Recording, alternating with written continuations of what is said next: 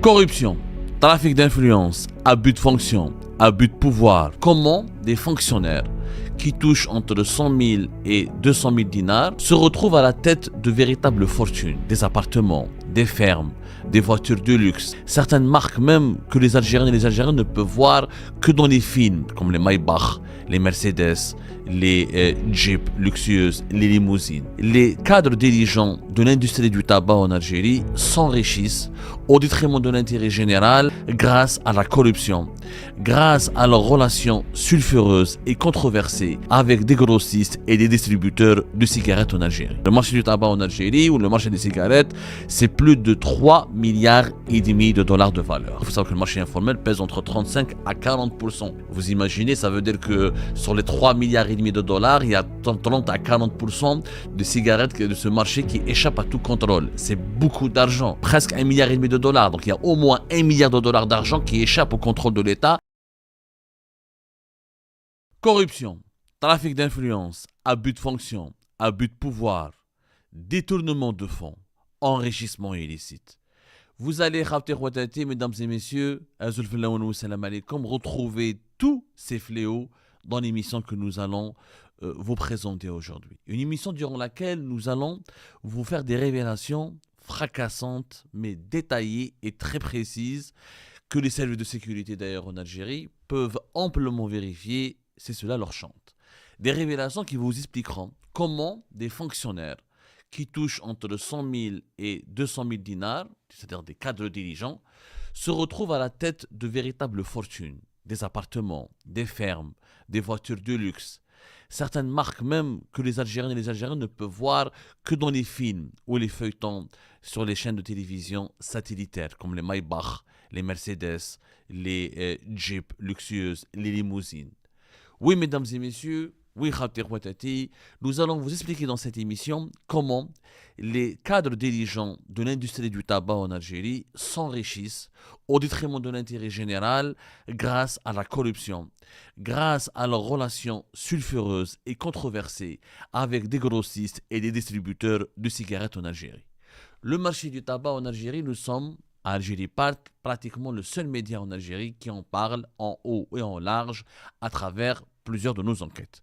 Nous vous avons fait des révélations déjà auparavant au cours de plusieurs émissions sur ce qu'on appelle la STAIM, la Société des tabacs algéro-émiratis, qui domine plus de 65% du marché du tabac en Algérie. Le marché du tabac en Algérie ou le marché des cigarettes, c'est plus de 3,5 milliards de dollars de valeur. La STAIM à elle seule, elle assure des ventes de l'ordre de 3,2 milliards de dollars. Le chiffre d'affaires de la STAIM, il est évalué entre 1,2 et 1,5 milliards de dollars. La STAIM à elle seule verse entre 1,8 et entre 1,7 et 1,8 milliards de dollars de recettes fiscales de l'État algérien, et si on calcule tous les droits douaniers, etc., et tout ce que les taxes et les différentes taxes, TVA, etc., que la STAIM doit payer pour l'État algérien, on est à plus de 2,2, voire jusqu'à 2,3 milliards de dollars. C'est un argent fou qui est brassé dans le secteur du tabac. Un argent fou qui est brassé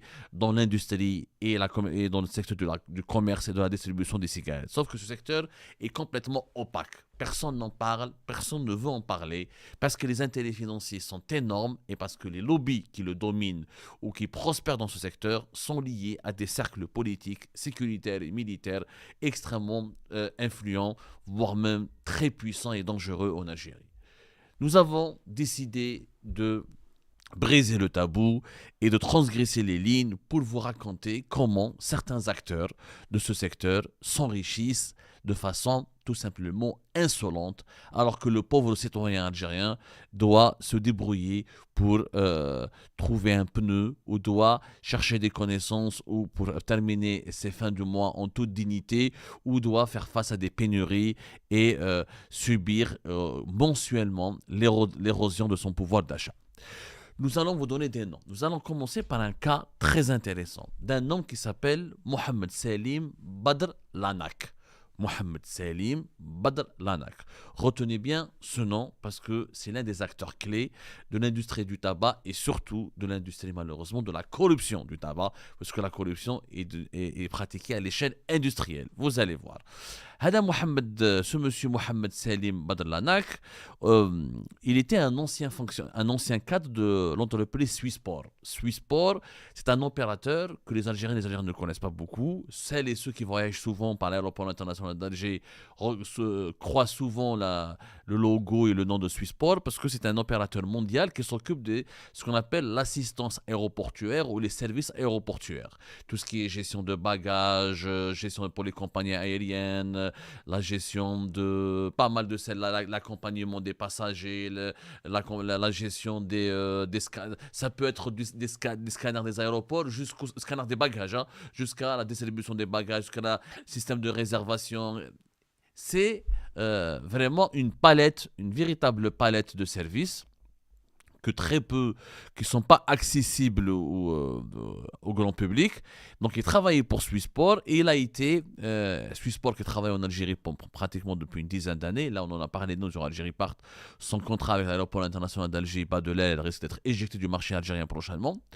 Et il a été viré, il a été licencié de Swissport pour une affaire de corruption. Parce qu'il a demandé des pots de vin, parce qu'il a il s'est comporté de façon extrêmement indélicate. Comme il était protégé comme il était l'informateur. Il se trouve que nous avons découvert au cours de nos investigations que ce monsieur Lanak était l'informateur d'un certain officier des services, d'un certain nombre de services secrets algériens.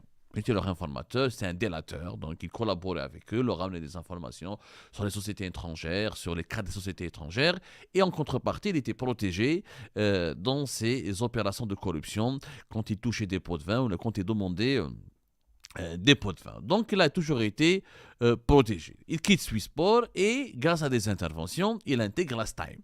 La Stime, qui est une entreprise beaucoup plus prospère et beaucoup plus connue que Swissport. Au départ, donc, il était un simple cadre. Il était à la tête d'un dépôt, c'est le dépôt le plus important de la Stime, qui est situé à Chefa. Chefa, c'est dans la wilaya de Blida. C'est un dépôt, c'est-à-dire c'est là où la Stime stockait, elle stocke toujours, c'est l'un des plus importants dépôts de stockage des cartons de cigarettes de la Stime. La Stime, je rappelle qu'il fabrique les Marlboro et les LM et plusieurs marques internationales comme Gauloise, Winston, etc. Une vingtaine de grandes marques internationales appartenant à 3 grands géants mondiaux de l'industrie du tabac, Philip Morris, Imperial Brands et Japan Tobacco. Donc 3 grandes sociétés, surtout Philip Morris qui est le leader mondial, qui fabrique notamment LM et Marlboro, les cigarettes les plus consommées, les plus connues dans toute la planète. Donc lui, ce monsieur Lanak va commencer à la tête du dépôt de Chefa. Ensuite, il va être promu à la tête du centre de distribution, du centre de distribution de Boufarik, qui est le centre de distribution de tous les produits de la Stime au niveau du centre du pays. Ce centre de distribution de Boufarik, juste pour que vous compreniez son importance, il gère 36% des parts de marché de la Stime. 36%. Il faut savoir qu'il y a 1,5 milliard de dollars de produits qui sont vendus annuellement à travers ou par le biais de ce centre de distribution de Boufarik via les grossistes et les distributeurs agréés de la Stime. Le centre du pays, c'est la région. Le centre du pays, ça commence de Schlif jusqu'à Borj-Bouarelish. Voilà, vous comprenez, le centre du pays, c'est de Schlif jusqu'à Borj-Bouarelish, en passant par Tipaza, en passant par Alger, bien sûr, d'Alger, Boumerdès, Blida. Donc, c'est des wilayas, des régions très peuplées et c'est dans cette région du centre du pays que l'on consomme et on en achète le plus de cigarettes. Donc quand on dirige le centre de distribution de Boufarik, on a un véritable pouvoir. Donc, il commence par le dépôt de Chefa. Ensuite, il va, à partir de la fin de l'année 2022, diriger le centre de distribution de Boufarik. Et c'est à ce moment-là, de 2022 jusqu'à début de l'année 2026, entre le mois de février et le mois de mars 2026, avant la date à laquelle a été limogé, M. Mohamed Lanak va se distinguer par des comportements d'une gravité extrême et malheureusement surtout des affaires de corruption. Il s'avère que ce monsieur, moi, j'ai pas envie d'entrer dans sa vie privée, mais si j'en parle, c'est que malheureusement, quelquefois, on est obligé d'utiliser des informations qui relèvent de la vie privée pour que les auditrices et les auditeurs, ou les téléspectatrices, téléspectateurs, ou les lectrices et lecteurs puissent comprendre la mécanique de la corruption. Comme c'est quelqu'un qui a été marié à 4 reprises, il a plus de 6 enfants, donc il a d'énormes besoins familiaux, et ben malheureusement, sa vie familiale très compliquée a visiblement l'a incité à verser dans la corruption et dans le trafic d'influence.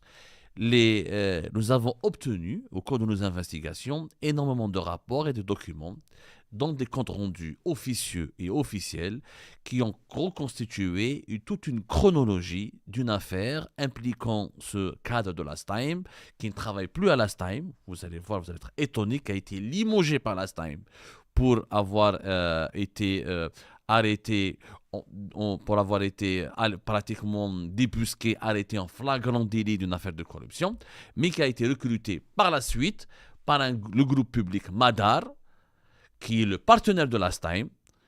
On lui a donné un poste de cadre dirigeant alors qu'il avait été limogé, évincé pour des pratiques de corruption. Allons-y doucement, mais sûrement, parce que les détails sont très nombreux et je me dois de faire de la pédagogie pour que vous puissiez comprendre. Tout a commencé dans notre enquête quand nous avons découvert que le 1er février 2026, un certain Kamel Lekhel, qui était l'un des grossistes de Last Time, qui gérait une entreprise qui s'appelle Lekhel Grossiste, avait déposé, son entreprise s'appelle Earl Lekhel Grossiste. C'est lui qui a déposé une première plainte formelle auprès de la direction générale de Last Time. Il avait décrit dans sa plainte une scène survenue au siège d'Abou Farik, du centre de distribution de Last Time, où M. Lanak, M. Mohamed Selim Badr Lanak, lui aurait tout simplement interdit d'accéder aux locaux. Il lui aurait même refusé de réceptionner son dossier de renouvellement d'agrément. Plus grave encore, il a même, M. Lanak, formulé des propos menaçants, très graves. Il a dit ceci: tant que j'occuperai ce poste, votre société ne travaillera jamais avec Last Time. Ce refus très arbitraire, violent et méprisant tranche avec les pratiques habituelles du secteur, où les dossiers normalement sont traités sur la base d'un simple accusé de réception. Mais derrière cette affaire, il se trouve qu'il y avait un grand conflit qui oppose Lanak, ce cas de délégation de Last Time, à l'un de ses grossistes, M. Lekhel. Alors, une enquête qui a été menée, interne, a levé le voile sur le véritable mobile de l'hostilité adoptée par l'ANAC à l'encontre de ce grossiste. Lors d'un entretien téléphonique qui date du 3 février 2026, a-t-on pu confirmer au cours de nos investigations, M. Lekhel a révélé que l'ANAC et lui, ils avaient déjà une relation personnelle. Il y avait déjà des affinités personnelles entre eux, que cette relation personnelle, elle s'était gravement dégradée à cause d'un litige privé.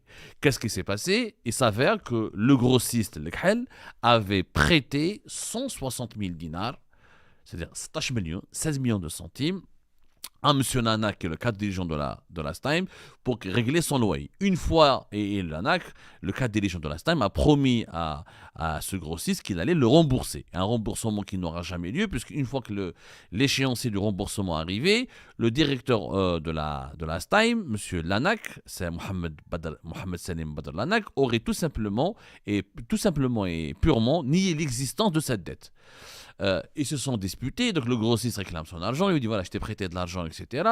Qu'est-ce qu'il fait? M. Lanak va utiliser sa position hiérarchique pour obtenir des faveurs financières d'un partenaire commercial, puisqu'il va demander au grossiste, non seulement il va pas lui payer, il va pas rembourser les 16 millions qu'il lui a avancés, mais il va même lui demander un pot de vin de 50 millions, 500 000 dinars, une somme que l'ANAC a exigée au grossiste Lekhel en échange de l'acceptation de son dossier d'agrément. Alors, le grossiste, il est choqué, il se sent victime d'un véritable chantage, d'un véritable racket, et il décide de se plaindre auprès de la direction générale de Last Time, qui a mené une enquête et qui a fini par sanctionner M. Lanak. Mais il se trouve que M. Lanak ne s'arrête pas là. puisque il a, au cours de plusieurs autres enquêtes, ont mis en lumière d'autres dérives très inquiétantes. Par exemple, il est accusé d'avoir tenté de forcer la création de codes clients pour un distributeur qui s'appelle la Sarl Bougra, en dehors de tout légal, en dehors plutôt de tout cadre légal, avec pour but uniquement de l'avantager afin de lui accorder un marché important de distribution des cigarettes, en échange bien sûr certainement d'un pot de vin. L'ANAC a exercé aussi des pressions répétées sur le directeur des systèmes d'information de la STAIM pour court-circuiter le circuit de validation. En tant que membre de la commission de validation, il a même sciemment omis de présenter certains dossiers pour éviter les contrôles de conformité, qui sont les visites de sites, les vérifications d'adresse. Il faut savoir que quand on est un distributeur de cigarettes en Algérie, quand on est un grossiste et distributeur de cigarettes en Algérie, on doit se conformer à certaines exigences, avoir un site qui soit propre, sécurisé, bien entretenu. Il faut que les adresses soient réelles. Comme il y a le marché informel qui menace énormément le secteur du tabac en Algérie, il faut savoir que le marché informel pèse entre 35 à 40%. Vous imaginez, ça veut dire que sur les 3,5 milliards de dollars, il y a 30 à 40% de cigarettes de ce marché qui échappent à tout contrôle. C'est beaucoup d'argent. C'est presque 40%, là, presque 1,5 milliard de dollars. Donc il y a au moins 1 milliard de dollars d'argent qui échappe au contrôle de l'État et qui échappe donc aux caisses des sociétés de distribution et de fabrication des cigarettes. À la fin, M. Lanac a été soumis à une enquête, des sanctions disciplinaires, des questionnaires, et il a été limogé de son poste. Il y a de cela 3 mois, on est au mois de mai, il a été limogé vers le mois mois de février, mars 2026. Clairement, c'est quelqu'un qui touchait de la corruption. Clairement, il prenait de l'argent aux grossistes et il avantageait certains distributeurs qui lui versaient des pots de vin afin de pouvoir entretenir sa vie familiale très compliquée, très complexe et un petit peu excentrique, étant donné qu'il était marié à plusieurs reprises, qu'il a plusieurs enfants. On lui souhaite d'ailleurs beaucoup de courage. Ce n'est pas un crime de se marier à plusieurs reprises et de faire des enfants. Le crime, par contre, est de racketter des commerçants, des distributeurs et des grossistes. Mais malgré les preuves accablantes qui ont été réunies, collectées, qui ont été présentées, donc qui ont été réunies à son encontre, qui ont été réunies, collectées et par la suite qui ont été utilisées pour prendre des décisions à son encontre, justifiant ainsi son limogeage, le groupe Madar, l'entreprise publique, le recrute juste un mois plus tard. C'est-à-dire que, normalement, l'entreprise publique, elle doit faire attention à ses recrutements. Ce n'est pas comme ça qu'on ne peut pas recruter un cadre comme ça, corrompu, pourri jusqu'à l'os, qui est impliqué dans des affaires de corruption, qui a été viré par la STAIM. Je rappelle que le groupe Madar est actionnaire de la STAIM à 49%, puisque l'autre actionnaire, c'est les Émiratis, à travers le groupe Al-Rachidine, avec un conglomérat d'entreprises à hauteur de 51%. Donc, il est viré par le partenaire de Madar, mais Madar le reprend. Pourquoi ? Parce que selon nos investigations, les protecteurs de M. Lanac, à lieu d'être soumis à une enquête, comme d'ailleurs là, j'aimerais bien savoir ce que font l'organe central de lutte contre le crime organisé de Saoula, qui appartient à la DGSN, qui lui était chargé d'enquêter sur le dossier de la STAIM à la fin de l'année 2025, qui a été à l'origine de l'arrestation et du placement en détention de Zahir Khalef, l'ex-directeur général de la STAIM au mois d'octobre 2025. Et bien pourquoi les enquêteurs de Saoula ne se sont jamais intéressés à M. Lanac ? La question est très simple. Alors que M. Lanac était l'un des éléments clés du dispositif de Zahir Khalef dans les affaires, dans les détournements de marchés publics et les opérations de corruption dans le secteur du tabac. Mais il a été étrangement protégé parce que M. Lanac a été l'un des indicateurs et l'un des petits protégés de certains officiers des services secrets algériens, parmi les contacts de M. Lanac, un certain Omar. Ce Omar, c'est un ancien repenti. Nous avons pu le confirmer au cours de nos investigations. Alors, certaines sources le présentent comme un repenti, un ancien terroriste repenti. En réalité, selon nos informations, c'était un agent des services secrets algériens qui était qui a joué le rôle qui a fait dans l'infiltration des groupes armés terroristes. Il était l'ami intime et l'un des bras droits de Nasser Djen, le général Nasser Djen, le controversé et célèbre appelé le fantôme Nasser Djen, ancien patron de la Direction générale de la sécurité intérieure. Et c'est lui, il se présentait comme étant un colonel, alors que ce Omar n'était pas un colonel, c'était juste l'homme de main de Nasser Djen. Et c'est lui qui traitait directement avec M. Lanak et avec Zahir Khalef pour obtenir certains marchés au niveau du secteur du tabac, pour imposer certains grossistes ou pour parrainer certains distributeurs et pour récupérer des pots de vin et récupérer des commissions et des rétrocommissions pour pouvoir par la suite protéger Zahir Khalef et les collaborateurs et certains dirigeants de Last Time qui étaient impliqués jusqu'au cou dans des affaires de corruption, d'enrichissement illicite. En réalité, tout le monde était au courant, les services secrets étaient au courant de toutes ces affaires de corruption, mais comme ils mangeaient avec les cadres et dirigeants de Last Time, donc ils étaient protégés et en contrepartie de cette protection, il fallait payer cher et envoyer des enveloppes. Dans le secteur du tabac, on n'envoie pas des enveloppes, on envoie des sacs d'argent puisque les enjeux sont énormes. Il faut savoir que les ventes des cigarettes par jour, c'est une dizaine, voire des dizaines de milliards de centimes par jour. Et tout se fait en cash et certains volumes de la production des cigarettes sont détournés vers le marché informel et la contrebande. Donc les enjeux financiers sont énormes. Monsieur Lanak, le faux colonel Omar, il a été arrêté dans le cadre de l'affaire de Nasser Djen, il est en prison, mais Monsieur Lanak n'a jamais été inquiété. Donc la question se pose et elle se pose avec beaucoup de pertinence. Et ben voilà les amis, c'est la fin de cette vidéo. Je vous remercie comme d'habitude pour avoir suivi jusqu'à la fin. N'oubliez pas de nous laisser vos commentaires et vos réactions sur cette vidéo et de vous abonner à la chaîne si vous n'êtes pas encore abonné. Donc voilà, ça fait vraiment plaisir de voir vos commentaires et vos réactions et vos discussions sur la section des commentaires. C'est très intéressant et je vous prie toujours de garder le respect et un petit peu la bonne ambiance pour tout le monde. Donc voilà, merci beaucoup et à la prochaine dans une nouvelle vidéo. Au revoir.